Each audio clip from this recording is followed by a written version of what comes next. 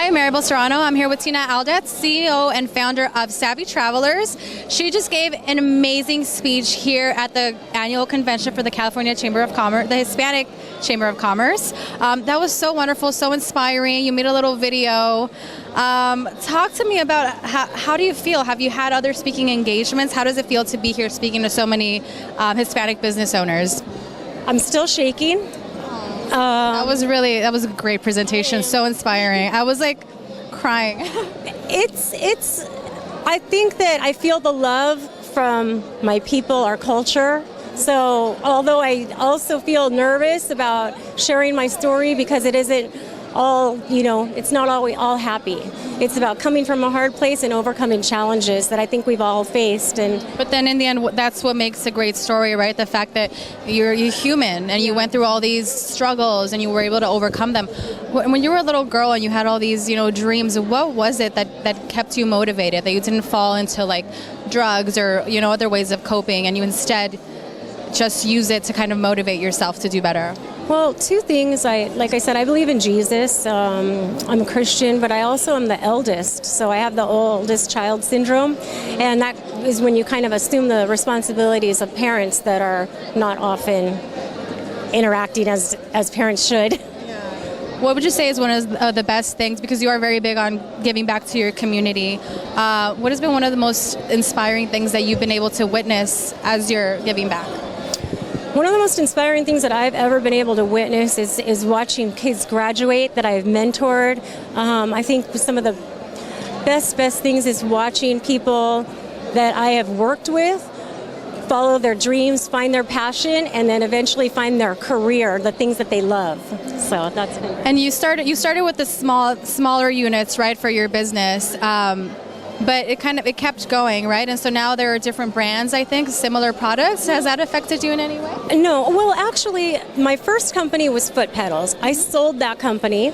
And no, because when you're in business, I just think of it as like Ugg boots. Everybody copied Ugg boots, but Ugg boots is still number one. So if you're the best and the best in market, first in class, then, there you go.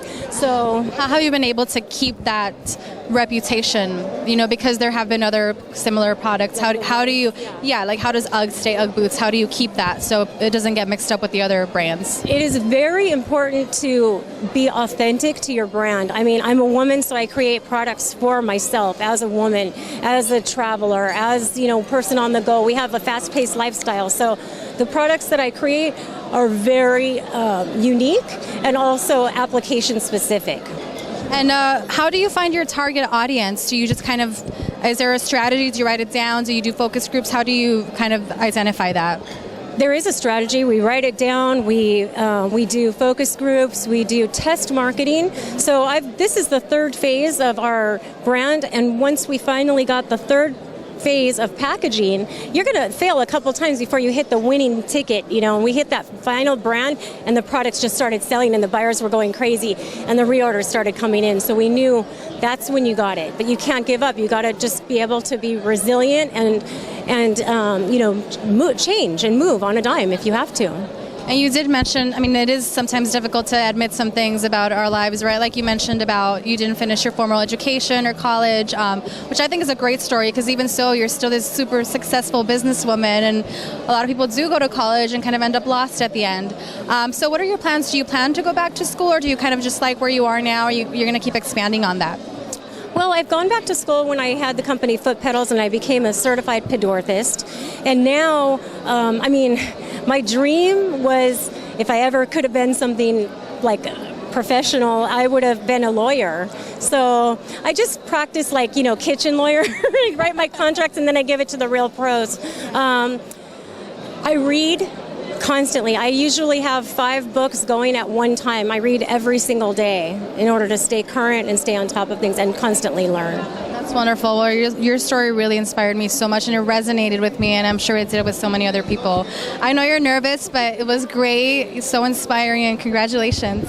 Thank you so much. Thank you for being a part of this day. Appreciate it.